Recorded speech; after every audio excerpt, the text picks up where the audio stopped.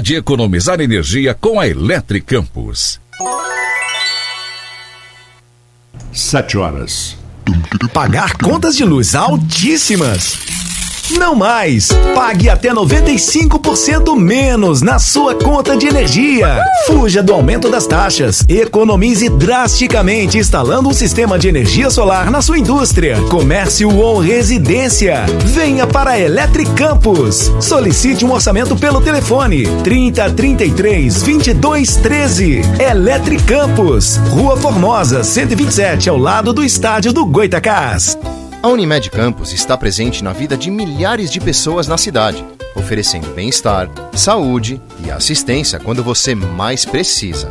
O Eduardo do Apoio Agrícola, a Simone do Espaço Mais Que Perfeito e a Vanessa do Império das Peças podem contar com a Unimed.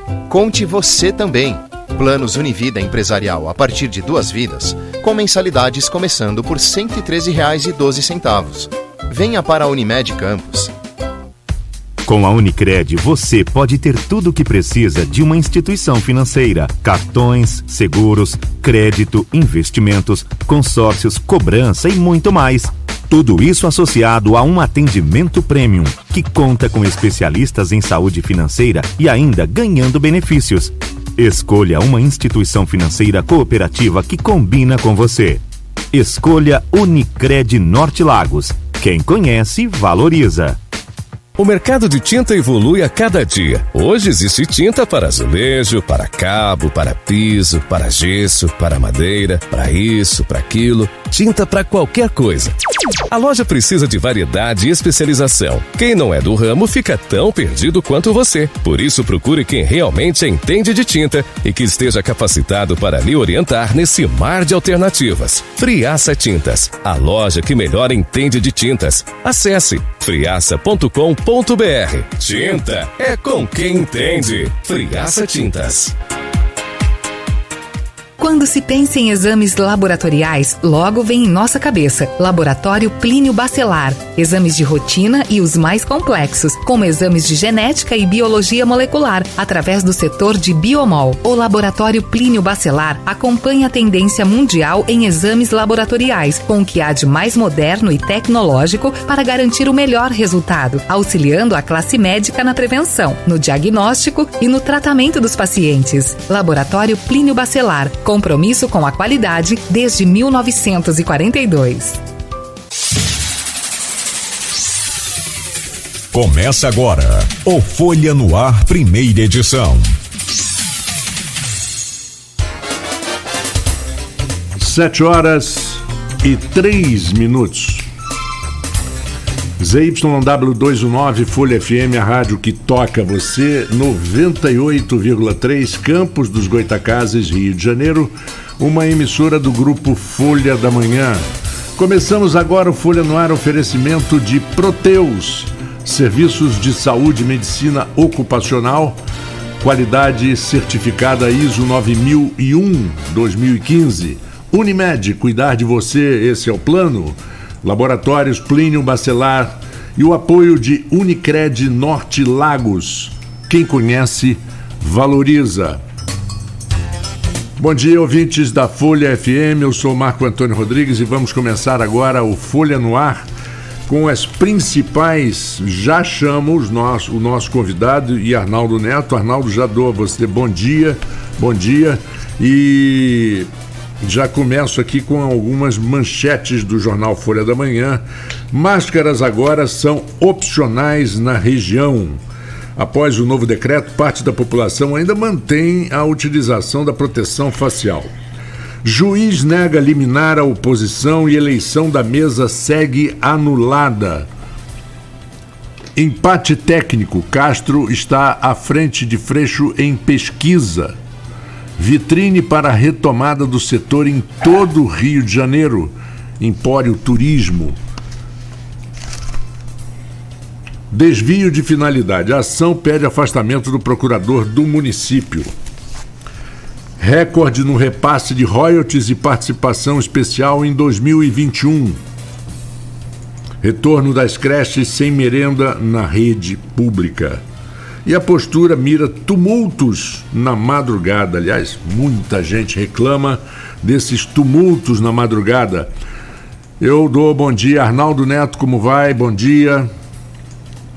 Opa, bom dia, Marco Antônio, bom dia, Thiago Ferrugem, já com a gente aí, nosso entrevistado de hoje.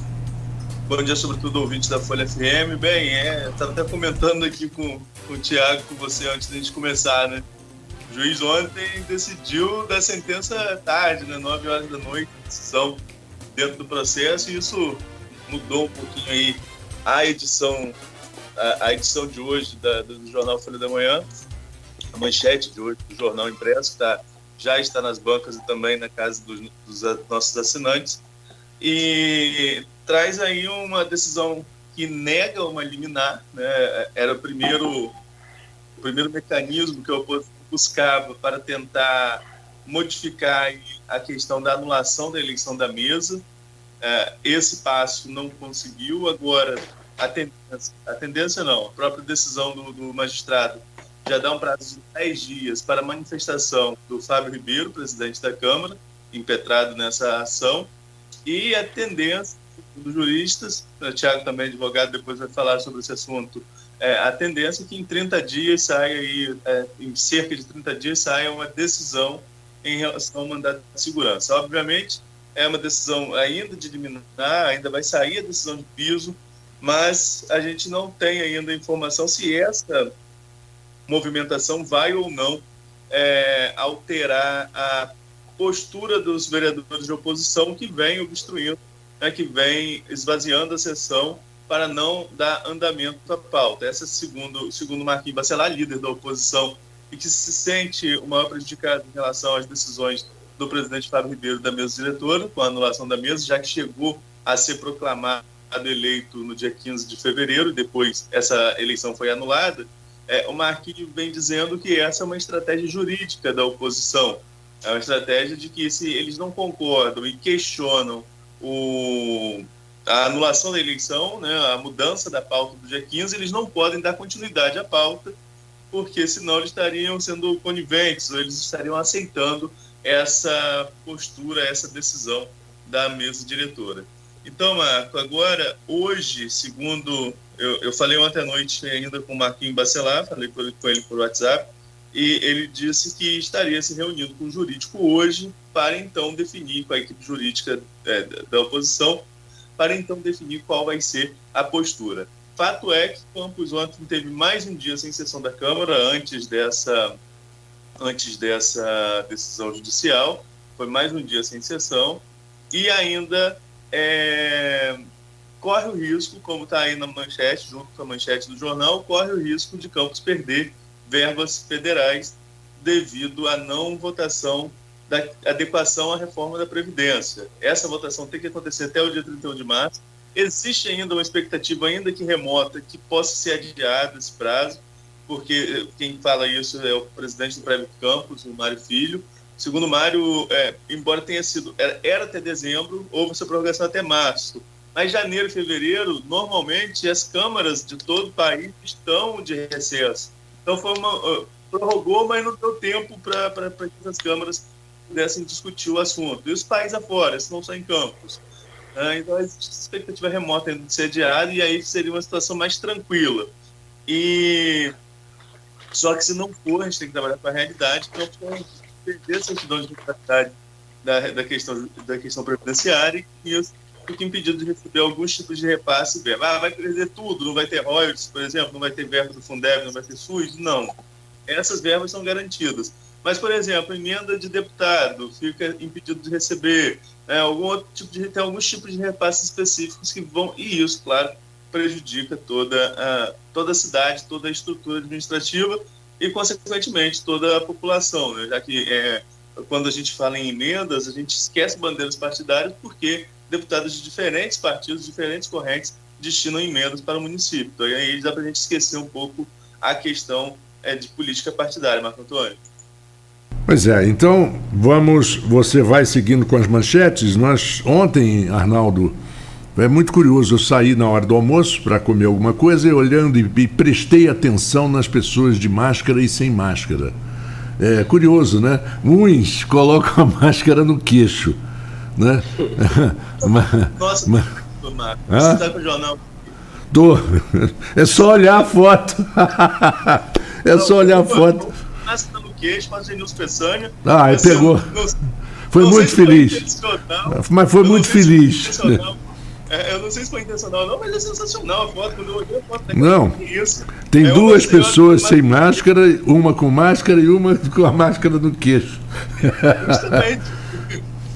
3 tipos de personagens. Sensacional a foto. E mostra isso que você está falando, né? As pessoas estão aderindo, umas sim, outras não, né? A questão do não uso da máscara.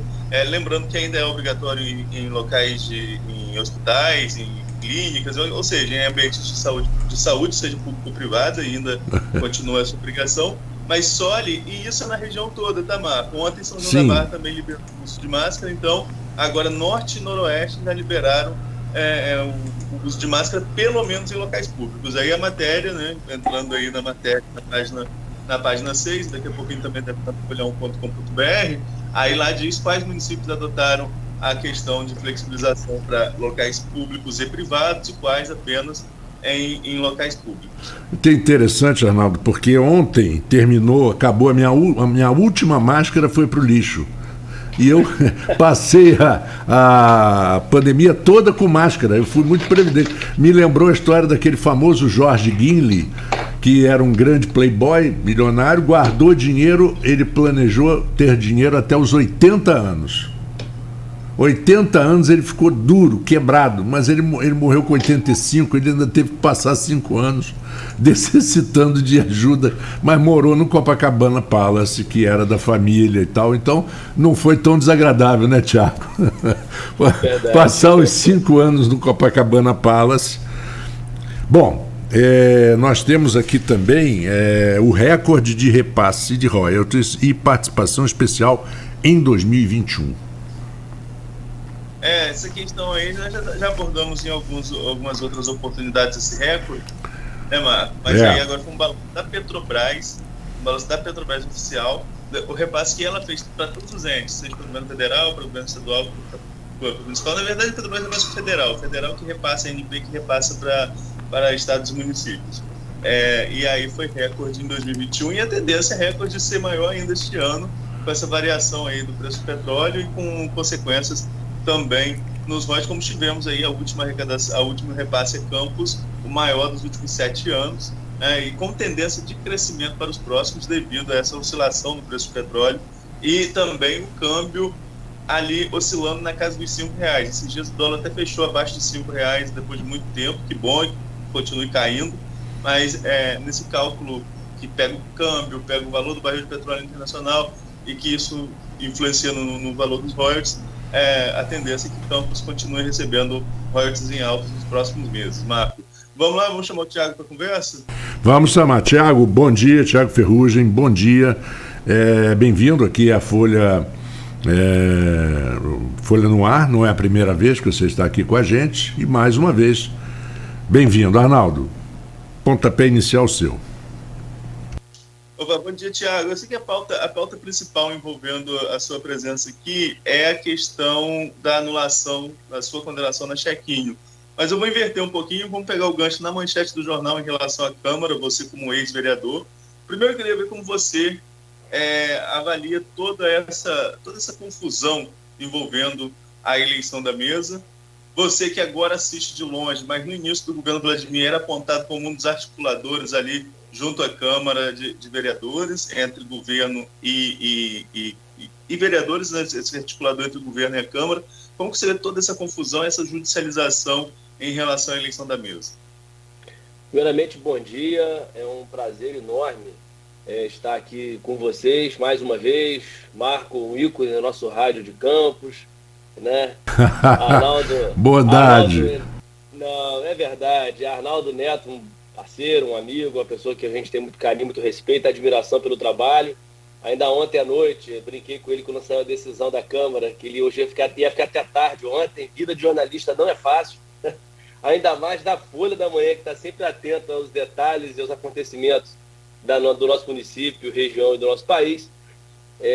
Bom, Sobre a questão da Câmara, eu, sim, depois, né, eu presidi a coligação do Vladimir, né, candidato a prefeito, fui representante legal daquela coligação, e aí tive relação, né, com muitos vereadores, inclusive eleitos na nossa coligação e tal, então a gente pôde contribuir naquele início ali um pouquinho, logo depois os trabalhos de Brasília se retomaram, eu tive que ir para Brasília para trabalhar. Mas assim, eu fui vereador, a gente conhece o regimento interno da Câmara, houve um erro, pode parecer bobo para alguns, né, mas existe um devido processo, existe algumas questões que são inerentes à vontade das pessoas. Fato é que o vereador Nildo Cardoso não votou e também, na minha concepção, deveria ter sido mais esperto na hora da votação de olha, não me chamaram, né, eu quero declarar o meu voto, eu quero votar. Ele não votou. Se ele não votou, não pode ser considerado o voto dele. Então a sessão é nula. Me parece, né, como advogado, que o magistrado, não sei quem que deu a decisão de ontem, mas o magistrado agiu de maneira correta porque segue o que diz o regimento. E aí, sobre essa ausência dos vereadores na Câmara Municipal, eu acho isso um ato de desrespeito com o contribuinte, um ato de desrespeito com o cidadão, porque eles não abrem mão do salário nesse período, né? Se não quer trabalhar, então não recebe salário da assessoria, mas ficam aí tentando jogar para a galera. Já tem maioria, eles têm maioria, não tem problema, não se governa só com maioria, não se governa apenas com minoria, se governa, e a Câmara legisla. O prefeito manda as mensagens, manda os projetos que achar pertinente, e a Câmara analisa se aprova, se não aprova, e sofre as consequências positivas ou não dos seus atos. O que não dá é para não trabalhar. Isso é que não dá. Agora, você, como você mesmo citou aí, no começo esteve mais próximo à Câmara, né, era apontados ali que você e alguns outros personagens meio que disputavam esse papel de articulador. Você negava isso, perguntava isso a você, e você negava que estava nessa atuação de articulação entre Câmara e governo, mas muitos vereadores apontavam isso. E, estrategicamente, do seu grupo político, essa antecipação da mesa, como que você analisa esse movimento? Olha, é difícil falar, né? Uma vez eu me lembro do Eurico Miranda, disse que é fácil criticar depois do bolo pronto, né? É fácil dizer que faltou açúcar, né, depois do bolo pronto. Mas acho que o resultado demonstra o equívoco da decisão de antecipar a eleição da mesa. Eu me lembro que, na época, o vereador lá atrás, né, ainda no governo do Rafael Diniz, o presidente, o primeiro presidente,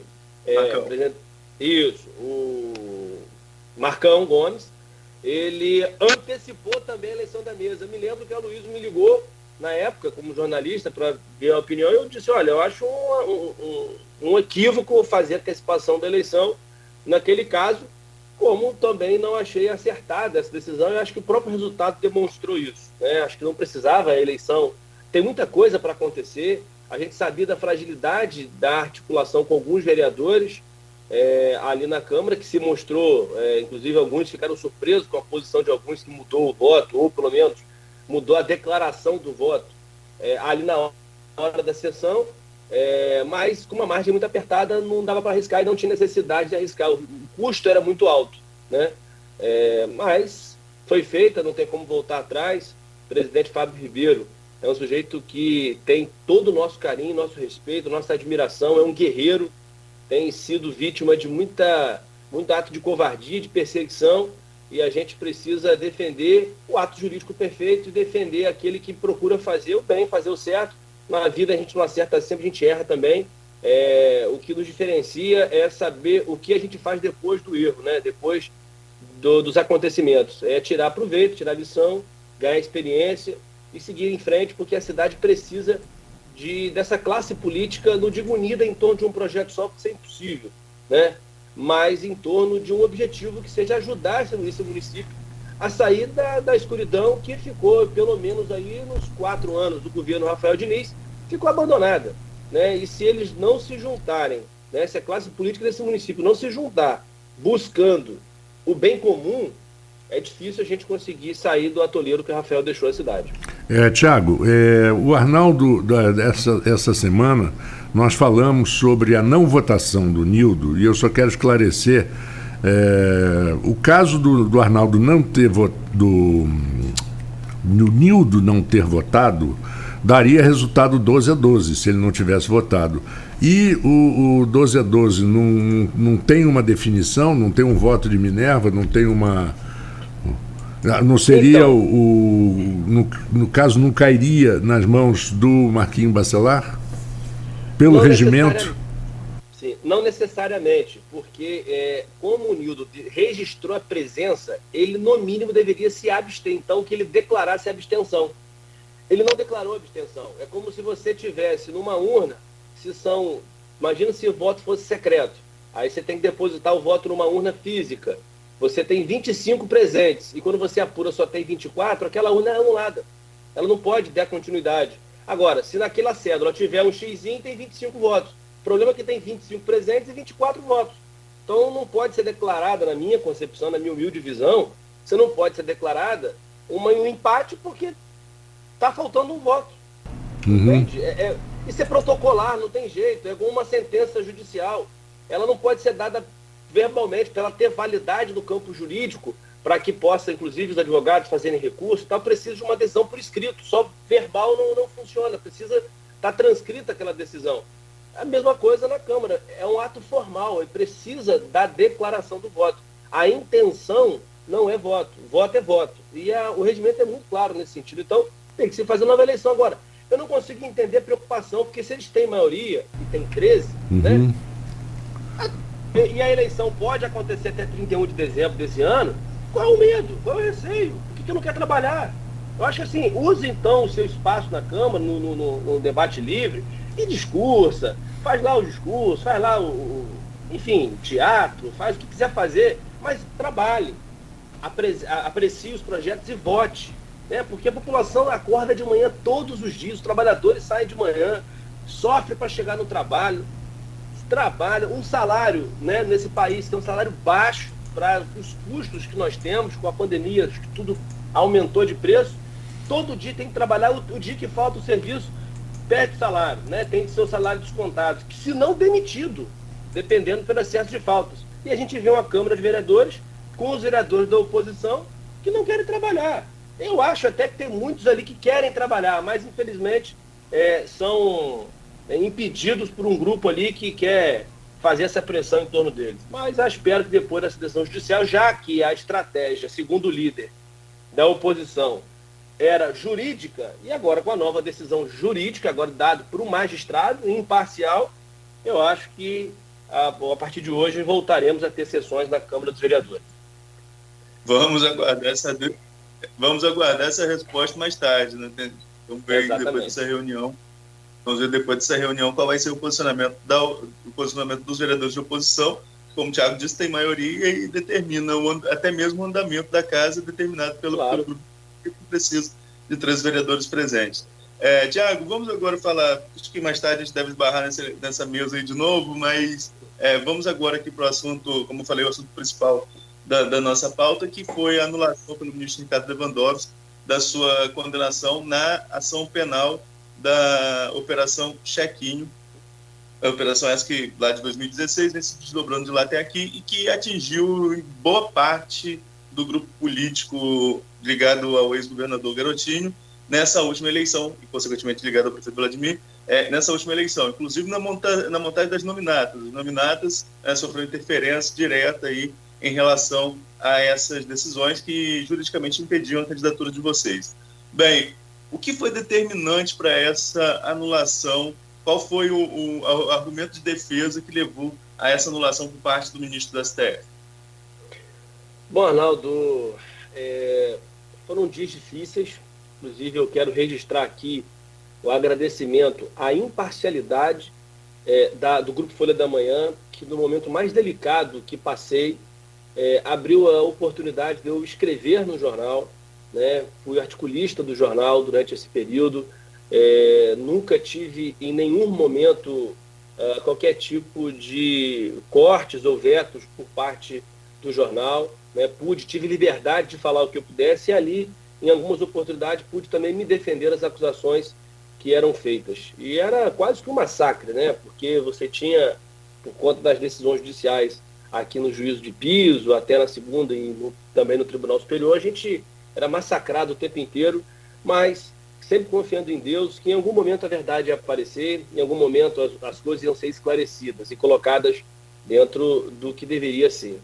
Eu não vou aqui, eu não guardo mágoa no coração, não tenho raiva, não tenho, sabe, o sentimento meu é de agradecimento, né, de todas as coisas, mas os fatos precisam ser colocados. Eu, durante todo esse período, sobre o processo em si, eu optei em falar sempre nos autos. Eu acho que num processo judicial você fala nos autos, não é na imprensa, não é em qualquer outro ambiente que não seja nos autos, onde você defende ali a sua tese, defende ali o seu ponto de vista. E ali o fato concreto é que o processo ele começou errado de todos os lados, né? Começou errado na busca e apreensão feita à secretaria, foi feita para você ter uma ideia, você tem um devido processo, né? Na hora de você extrair qualquer documento, você não pode simplesmente espetar um pendrive num computador, tirar dali, você não sabe se aquele pendrive estava vazio antes de ser espetado, você não sabe depois o manuseio dele depois, se foi enxertado documentos ali que não estavam presentes na busca e apreensão. Você, naquele momento da busca e apreensão, você não sabe como a forma de se tirar as informações é espetar um pendrive, você não sabe se aquele documento foi colocado no computador por alguém da oposição, por alguma pessoa ali mal intencionada, né? Que pode acontecer. Então, por isso, se pede, a legislação determina que tem que se pega os computadores, né? Apreenda os computadores, faça ali, de repente, um espelhamento dos computadores para que, numa perícia, possa ser feita e essa perícia apontar, até para defesa. Eu quero saber, se meu nome apareceu em alguma lista, eu quero saber quem colocou o meu nome naquela lista para eu poder interrogar, para eu poder fazer o contraditório. Sem isso eu não consigo fazer o contraditório. Senão fica um carrasco. O judiciário não pode ser um carrasco, tem que apurar a verdade dos fatos. E eu sempre tive muita tranquilidade quanto a isso, né? Sempre tive muita tranquilidade. Me lembro das audiências, me emocionei muito, porque eu vi servidores concursados da prefeitura dizendo a minha gestão como fui um secretário que procurei sempre atuar ouvindo os servidores, ouvindo os trabalhadores, os colaboradores, sabe, de maneira muito técnica. Eu cheguei nos CRAs, inclusive à época, eu tirei as indicações políticas e deixei como coordenação técnica os concursados da prefeitura, né? Conseguimos aprovar isso na Câmara na época, eu era secretário da gestão na época, então justamente para despolitizar os CRAs, mas infelizmente a vontade de perseguir determinado grupo político e interferir no processo eleitoral foi maior do que a vontade de ser imparcial, a vontade de buscar a verdade dos fatos.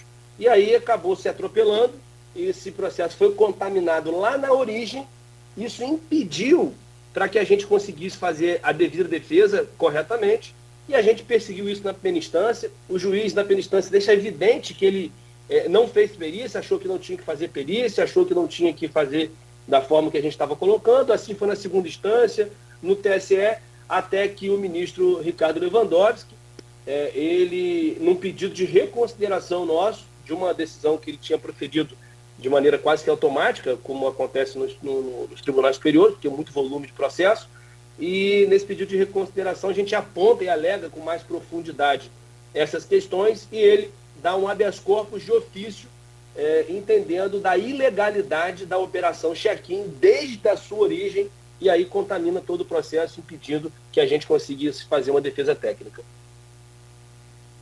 Agora, essa decisão do Lewandowski é na sua ação penal, na qual você havia sido condenado inicialmente a 3 anos e 8 meses de prisão, foram substituídos por pagamento de multa e por de exercer cargos públicos. Existe também a condenação na eleitoral. Essa decisão de Lewandowski altera alguma coisa na eleitoral? Vocês têm que pedir extensão? Como que funciona a partir de agora? Então, agora eu estava aguardando para ver se o Ministério Público iria agravar, para a gente ver em que termos era. Até ontem à noite eu não vi, não acompanhei, não sei se hoje de manhã já protocolaram, mas acredito que não. A decisão foi muito bem fundamentada, não tem por que ser corrigida. Mas a gente tem sim uma situação em que interfere sim na AIGE. Não é automático, né? A gente já tem jurisprudências no Brasil nesse sentido. Por quê? Não cabe mais ação rescisória na AIGE. Ela tem um período, num processo civil, 2 anos, no processo eleitoral, se não me engano, são 6 meses de prazo para ação rescisória, que poderia alterar a decisão, né, que tenha o trânsito em julgado. Porém, a prova que na ação penal ficou-se comprovada a ilegalidade é a mesma prova da AIGE. Então, como pode, né, seria uma esquizofrenia judicial, reconhecer numa ação penal que a prova é ilegal e não reconhecer na ação civil, né? É claro que o meu mandato não pode ser devolvido, o mandato que a população me deu, que o povo me deu, que deu os meus colegas, meus pares, que se elegeram comigo naquela eleição, aquele mandato não pode ser devolvido porque já passou aquele mandato. Mas a nossa inelegibilidade, né, injustamente aplicada, ela não pode permanecer de pé, né, e não vai permanecer de pé. Então é uma questão meramente agora de tempo, e pouco tempo, para que a gente consiga também derrubar a inelegibilidade minha e também dos meus colegas, que certamente irão pedir extensão nos seus processos para que possam ter de novo, respirar o ar da liberdade, né? A gente estava em liberdade física, mas aí a liberdade emocional a gente não tinha, mesmo com a decisão que eu consegui no TRE, né, sempre sob a bênção e a batuta de Deus, e a permissão dele, a gente conseguiu diminuir a decisão, porque é cheia de erros. Pra você ter uma ideia, na primeira instância, na minha condenação, eles majoram a minha pena porque eu era vereador nos fatos. Eu nem era vereador nos fatos, eu não era secretário, eu não era nada na época dos fatos. Então, eles acrescentaram pena sem poder. E aí o TRE, no caso, reformou, reduziu ali a pena, e aí depois fez a conversão no pagamento de multa. Nem serviço comunitário o TRE tinha me aplicado, devido a tão gritante que foi os equívocos cometidos naquele processo. Então é uma questão de tempo, Arnaldo, um pouquíssimo tempo, acredito eu.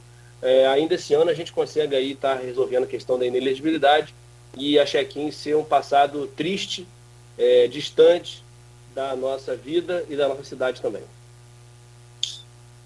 Tiago, você falou na questão da extensão, né? É uma dúvida que eu tenho também, até porque eu não vi a decisão inteira, o teor da decisão do Lewandowski. Então eu tenho 2 dúvidas em relação a ela que acho que você pode ajudar a esclarecer.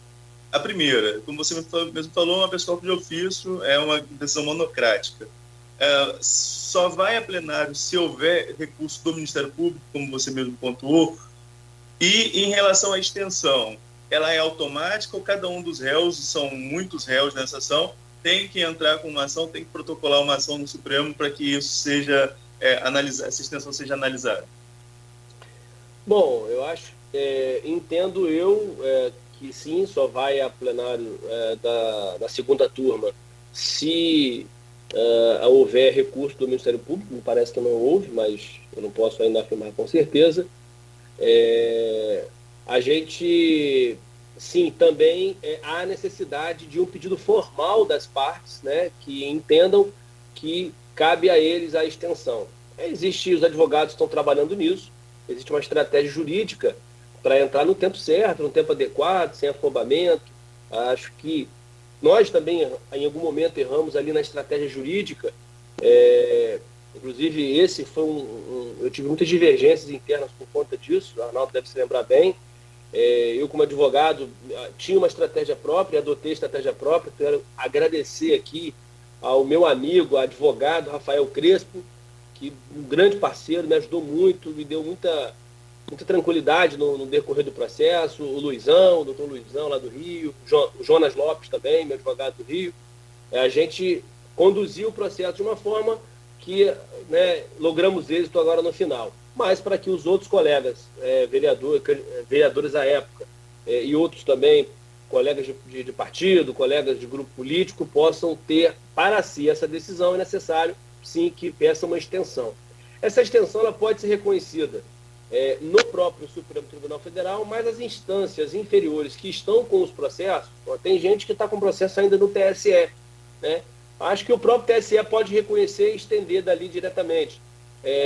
A melhor técnica seria o STF, mas as instâncias, se eu estou diante de um processo que a Corte Superior, né, que o Supremo Tribunal Federal já decidiu nesse sentido, como que aqui eu vou decidir diferente do Supremo? Não posso, você tem uma hierarquia no Poder Judiciário. Então, acredito que nas próprias instâncias onde estão os processos, isso deve ocorrer nos próximos dias. Você sabe como eu, você sabe também que esse tipo de anulação de condenação nem sempre repercute tanto quanto a condenação em si, né?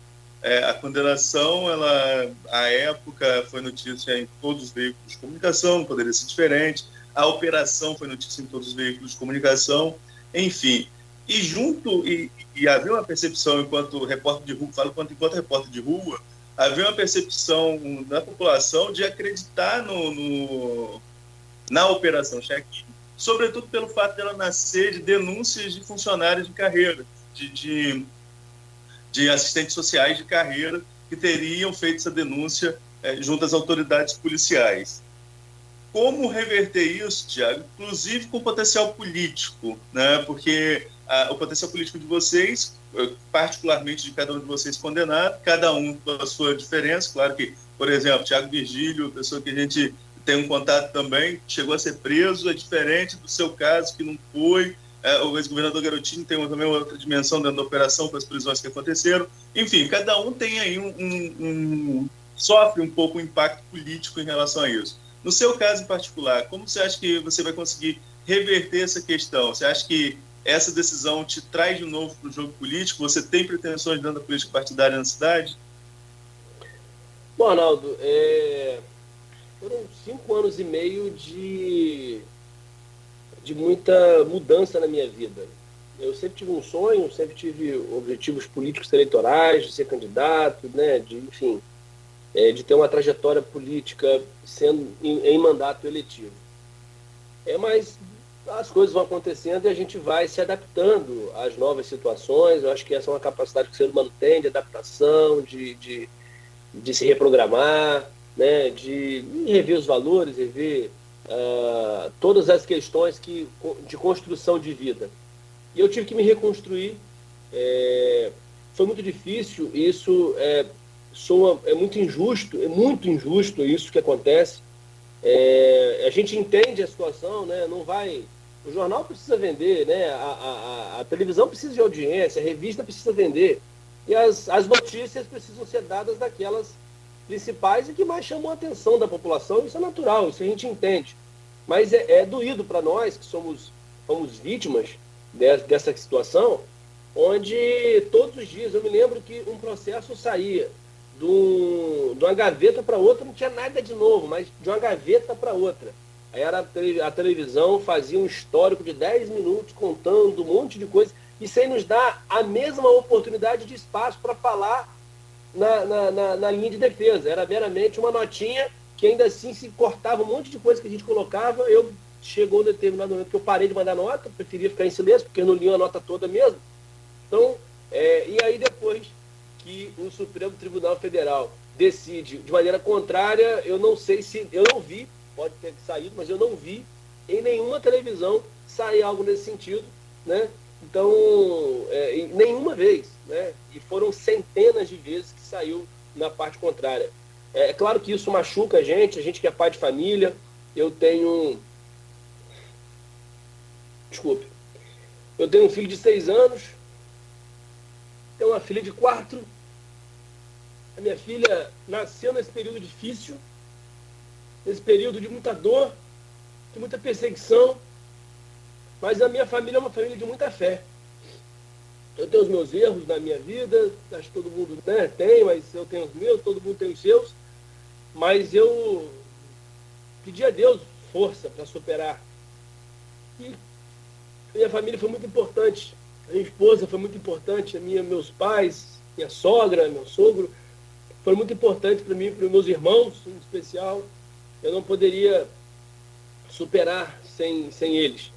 E sempre conversando muito com os meus filhos, mesmo eles muito pequenos, mas minha filha na barriga da mãe, eu já conversava com ela, é o meu jeito de ser, e sempre conversando muito. E foi muito difícil.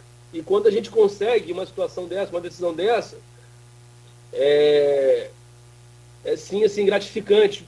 Eu não, como disse, eu não tenho mágoa, não tenho raiva. Acho um pouco injusto tudo aquilo que aconteceu, da forma que foi feito, das perseguições. Tem um determinado personagem não vou aqui também entrar em nomes, porque acho que não vale a pena. A vida e a história se encarrega desses personagens medíocres, mas um determinado sujeito, ele teve a audácia de levar e tentar induzir o juízo a erro num determinado dia, onde quase que eu fui preso, como se eu estivesse descumprindo alguma decisão judicial. E graças a Deus, Deus levantou um meu médico na época, o Vitor Mussi, inclusive quero fazer um agradecimento a ele aqui. O Dr. Vitor Mussi, meu médico à época, ele se levantou e conseguiu demonstrar ao chefe da Polícia Federal à época, que ele falou depois com o magistrado, que não era verdade aquilo que aquele delegado estava fazendo, não era verdade aquilo que o delegado estava apontando, era um mentiroso, querendo induzir o judiciário a erro. Graças a Deus, Deus interviu e não permitiu que o mal na minha vida pior acontecesse. Sei que outros colegas passaram, ficaram presos, sofrendo lá dentro. Meu amigo Kelinho, né, que toda vez que eu vejo, dou um abraço nele. Thiago Vigília é mais descontraído, leva a vida de uma maneira mais leve, né, mas sofreu junto com a gente. A gente ficou muito... Thiago Vigília, inclusive, estava do meu lado na hora que eu tive a notícia da decisão que o advogado me mandou. Ficamos muito felizes juntos, comemoramos juntos. E eu só tenho aqui, mais uma vez, agradecer a Deus e, infelizmente, a vida é assim, a notícia ruim, né, a notícia negativa dá mais repercussão, faz parte, mas o que importa é o nosso coração tranquilo, nossa consciência em paz, aquelas pessoas que, pra gente, mais importa o que está ao nosso redor, sabem da verdade, já tem ciência da decisão e que, se Deus quiser, agora a gente aproveitar as experiências ruins para tirar proveito, né, para entender por que aconteceu tudo aquilo, para que a gente consiga aí se tornar seres humanos melhores, pais e mães melhores, filhos melhores, enfim, que a gente possa se tornar pessoas melhores e agora, mais tranquilos, podemos ajudar o prefeito Vladimir, ajudar a cidade de Campos, ajudar o nosso estado e eu lá em Brasília, ajudar esse país a viver dias melhores. Bom, vamos fazer uma pequena parada. Eu vou pedir a você, Thiago, um minutinho e para o nosso intervalo, Arnaldo também, mas já voltamos e continuamos o papo, ok? Vamos então, é o Folha no Ar que você acompanha aqui na Folha FM. Mês da Mulher.